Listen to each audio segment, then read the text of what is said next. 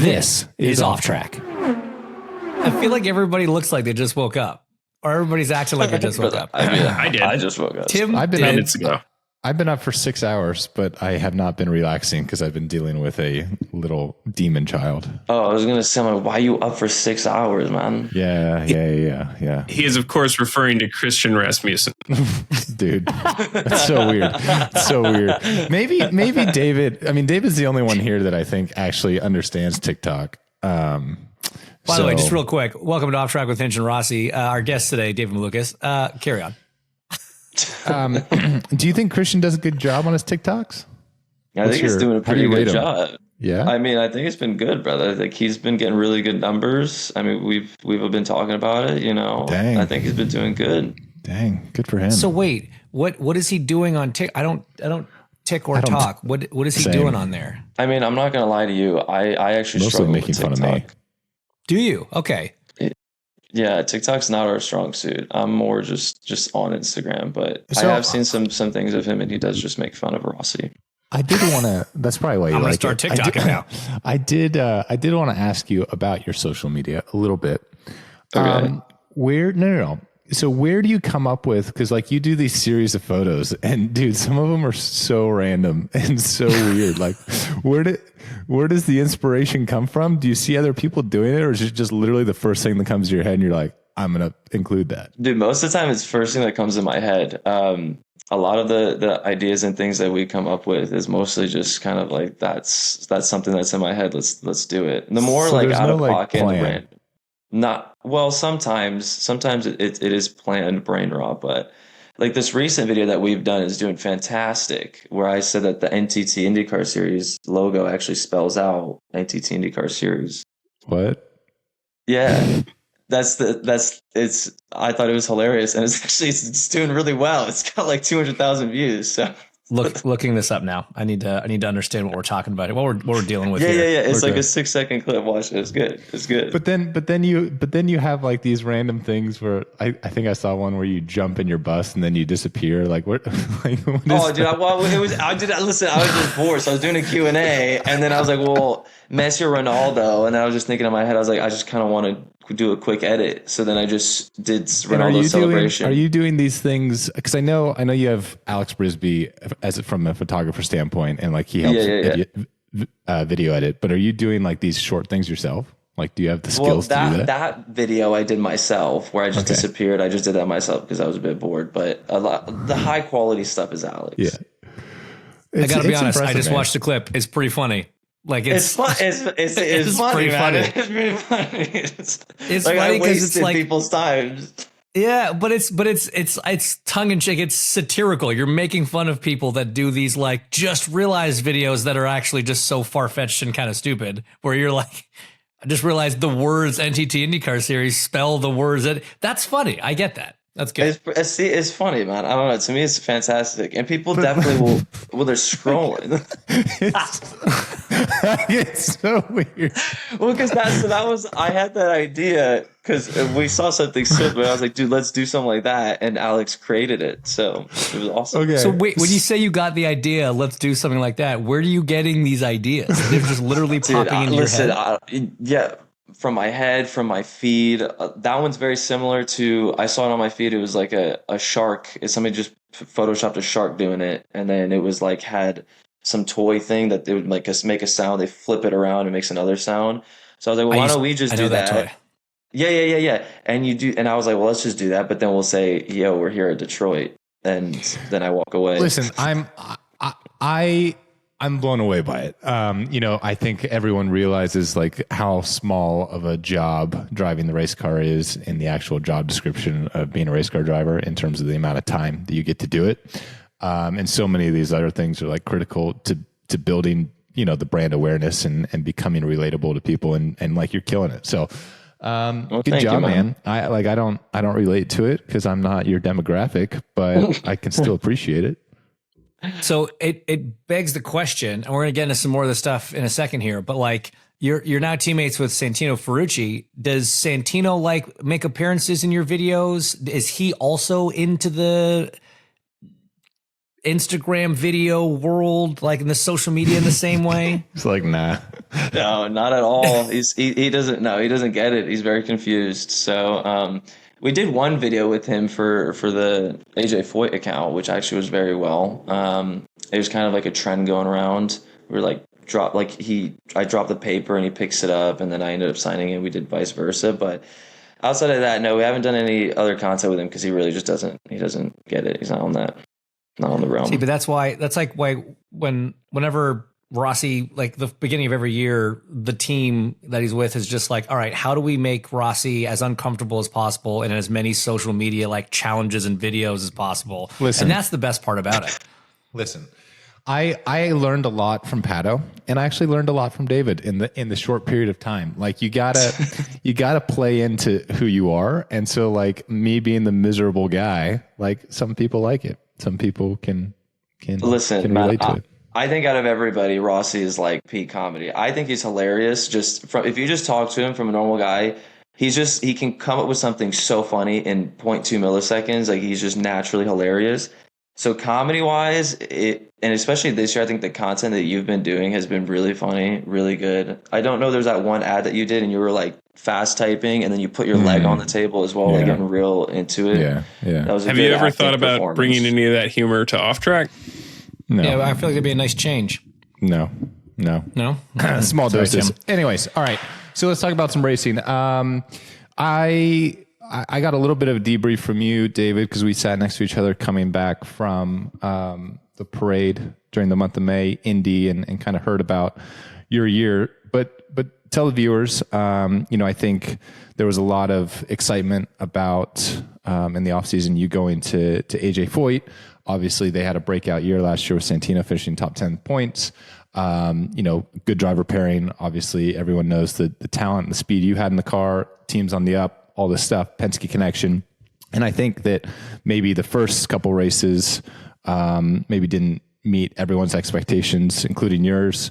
Boom, Indy happens, second place, challenging for the win. And now you seem to kind of be on this trajectory where you're at the front and doing things that everyone thought you'd be doing. Yeah, I think, going into it, I think it's just also just from Meyershank the previous year. I think we managed to kind of get going pretty quick. But I think it's just because from at that time with their alliance with Andretti, there's so many different setups, and we managed to pick off of, pretty sure it was a mix off of Herta's setup that managed to work well with something that I liked. And I think that's why we went off of somewhere that worked. But for this season, going off of Santino's setup to start with definitely wasn't something that I was familiar with and didn't enjoy. So really had to work hard on trying to figure out a different direction, try to get everything going. But I started thinking back to my first time coming into IndyCar with Dale Coyne, with all the new crew and everybody being new.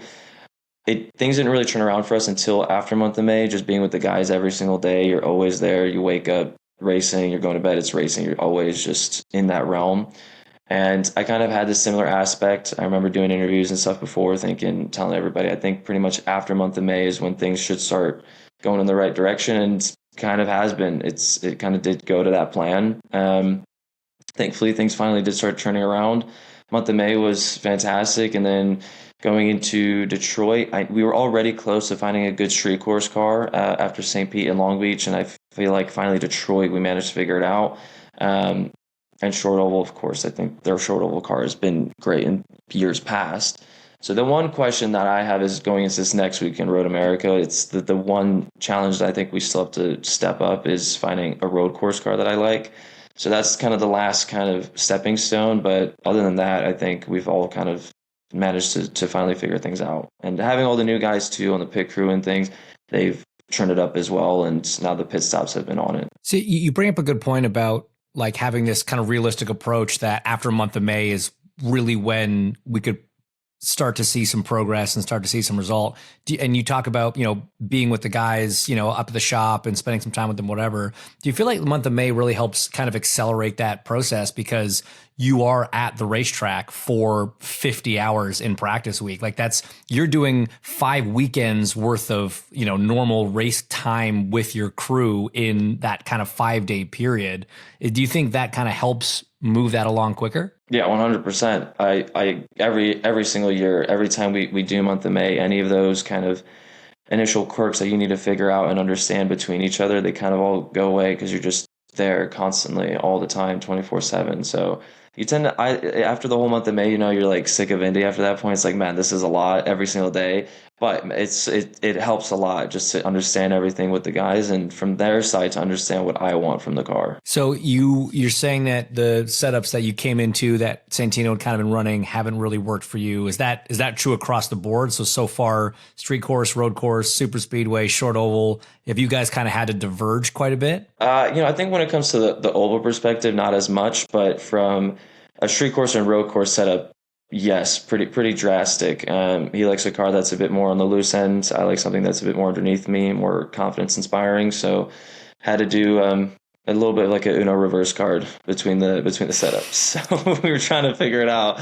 First few races being a little bit lost, but we're finally on the right trajectory now. How much of that is tied into like what Penske's doing? Because I know you guys have access to their information. Oh, like do you find yourself maybe closer to what Power's running, McLaughlin's running than what Santino does, or are you kind of out on an island? Yeah, we finally got their data. Honestly, through the setups that we've seen, we're more similar to Scott.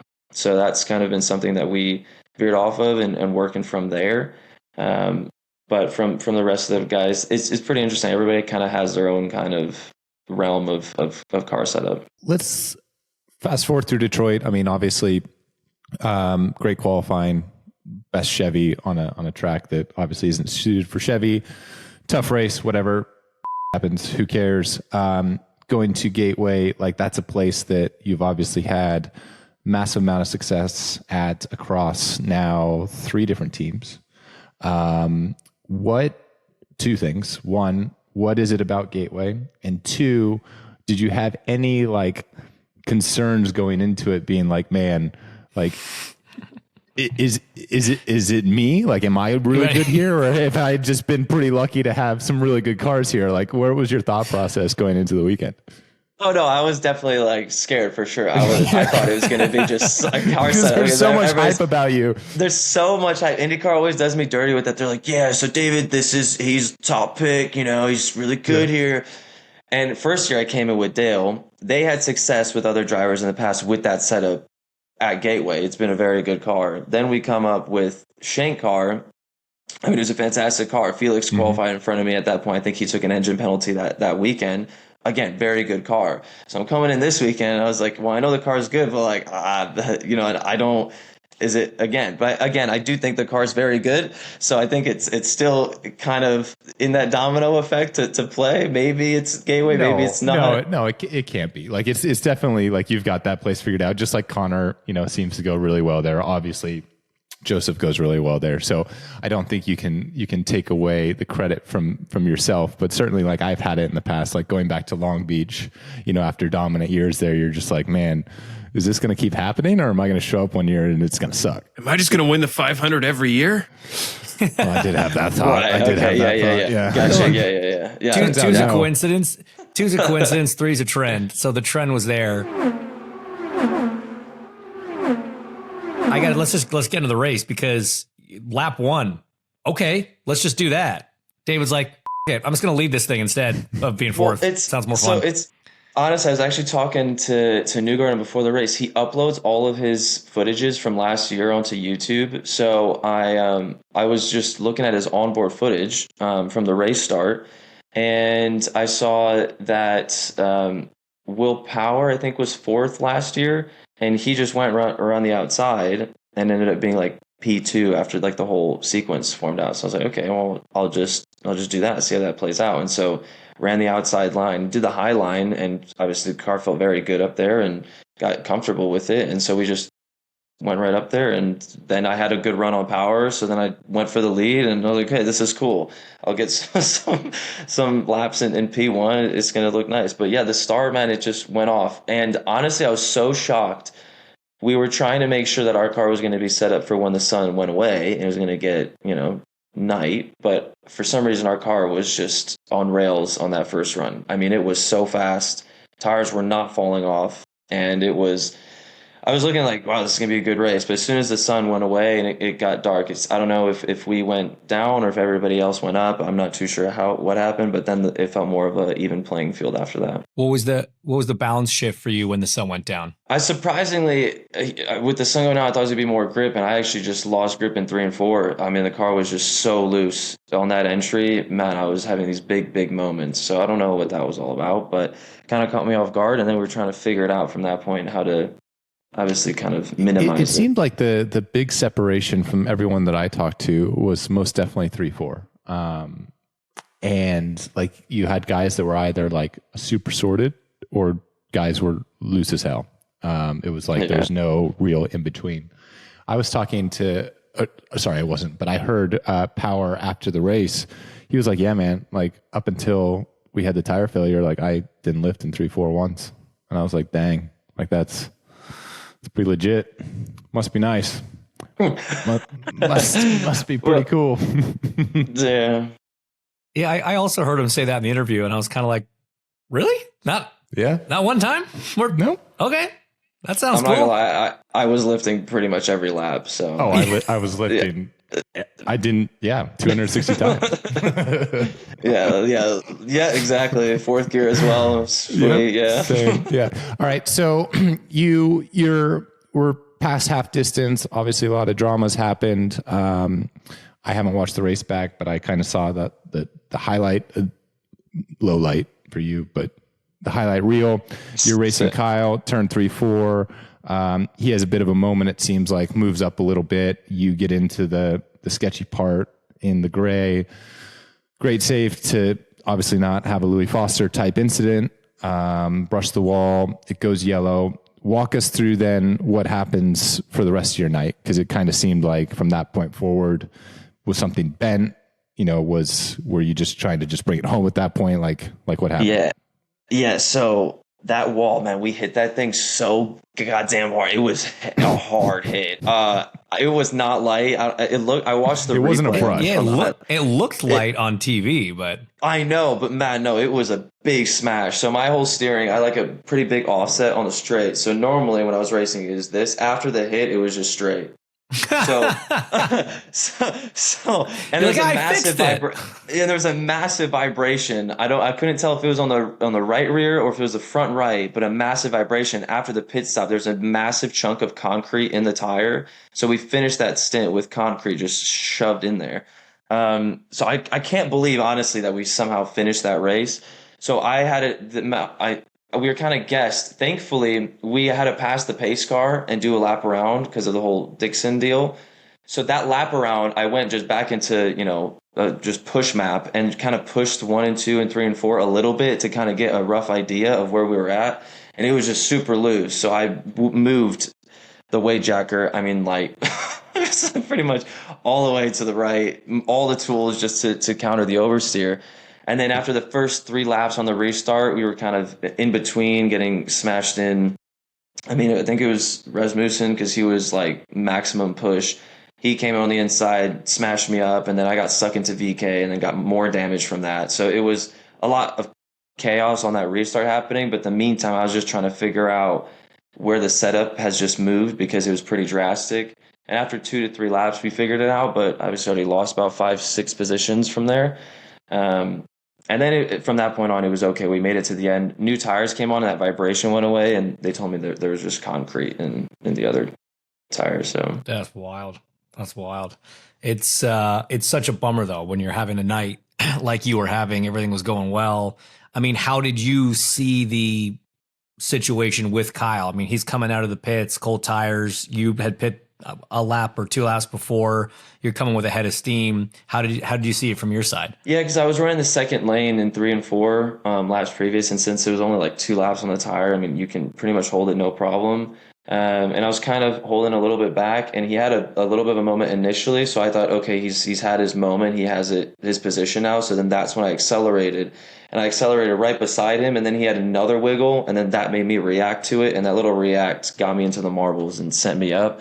So nothing from him. I mean, he sent me a text to apologize afterwards, which I didn't think there's any need for it, because just from my side, it was a bit ambitious of a move to go for that. Like, I knew he was on cold tires, just trying to time the run, and just mistimed it there. So I had that moment there, and then obviously made another mistake on the restart, and that was but after that impact, our race was pretty much kind of holding on, just making sure that we bring it home. Yeah, it's just interesting hearing how hard it was from inside the car, because like in years past, I think even years past here at Gateway, we've seen guys go up, brush the wall, keep going, and we never even had a yellow. And it looked like you barely hit. So I was almost half expecting us to stay green, but then obviously IndyCar had a better sense of how hard you hit. And, we're trying to avoid a situation if you did bend something like what we had with Foster. So credit to them for getting the yellow out like immediately. But yeah, it's kind of interesting here in the driver perspective, because from the outside, it looked pretty innocuous. I also saw some stuff online of people getting upset about IndyCar calling the yellows so quick there, but you also have to go off of their perspective with what happened to Foster earlier that race, and that caused a massive crash, which was not quick. Which was the exact opposite. Quick. And people were upset about how long that one took. But it's like, IndyCar's thinking, oh, he's going to save it. Oh, he didn't. And now you see an exact replay happen with me. Of course, they're going to call the yellow out immediately, because they're going to think, okay, this could be an exact replay of what happened with Foster. As they should, right? Like if the car brushes 100%. The wall, doesn't matter if there's contact with the wall, the yellow should come out. It's just not worth the risk, right? Okay, so Gateway's done. We head to Road America next. You kind of talked about how the road courses are the next sort of hurdle you guys have to overcome as a team from a setup standpoint. But just kind of just looking forward to the rest of the calendar. What are the ones that you've kind of circled as races you're really excited to get to with this team and this car? All the short ovals, very excited for all that stuff. Also, it's a good car, and also Santino, man, he knows. He can race on just anything pretty much, but ovals, man, he's really good at understanding how to set people up, set up these timed runs. So just seeing his video and understanding it, it's pretty good knowledge. It's pretty interesting to see. So I'm really excited for all that stuff, but I'm most excited just for road courses, man. I really want to it's kind of just, to me, feels like that last block that we want to figure out. And once we figure that out, man, I think we're going to be in a really good spot for the rest of the season, and then just need to be a little bit more careful in these races and just try to secure some points. So I'd be remiss to let you go without asking. There's been a lot of media and everything this time of well, it's not even this time of year anymore. It's just all the time, right? About all year long. What's David gonna do next? What's Penske's driver lineup gonna look like? All these sort of things. I don't need you to tell me what you're doing, what you've talked about, what but how do you keep yourself kind of focused on, the day-to-day, Road America next weekend, Iowa test, the summer stretch that we have, while there is all this conversation around things that are, I'm sure there's some truth to some of it. At some point, it's exciting things, right? It's things you want to be associated with. How do you just stay focused on what you're doing and taking it one day at a time? I think, in the beginning of the season, I think a lot of that was a bit harder to kind of get past, just with the rumors coming in. But now, obviously, seeing it all come in, and just also from last year, there's so many different rumors and always jumping around. Like last year was awful and really hard with the whole hand situation and jumping teams. So I almost feel like I'm a little bit used to it now. And a lot of the rumors were wrong last year, and I fear some of them are wrong this year as well. So from my side, I don't know. It's something that I've been able to just switch off. It doesn't really affect me anymore. It's more just interesting to read all the ideas that people come up with, and seeing how the rumors even started and formed in the first place.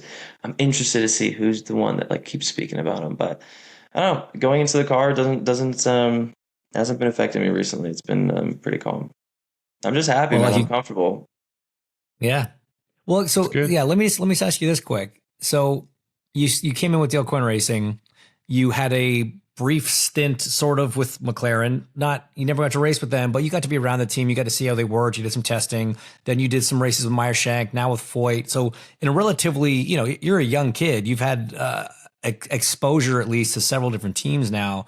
What is it you think that Foyt does really well as a team? And what do you think is kind of the biggest area that you're trying to help that team improve based on what you've seen from other places? The thing that they do really well is the balance between that kind of family oriented feeling to being very professional. I think they do that perfectly. I feel like it's such a balance that you need to have. And I think some teams go a little bit more in one direction than the other. So it's like a good balance of leniency to making sure things are strict and organized and planned. The one thing that, I think we're working on is just a lot of new guys, just from my side, but also when it comes to the mechanics and the crew. We have a lot of new guys on board, so it's more just trying to gel and figure all that stuff together.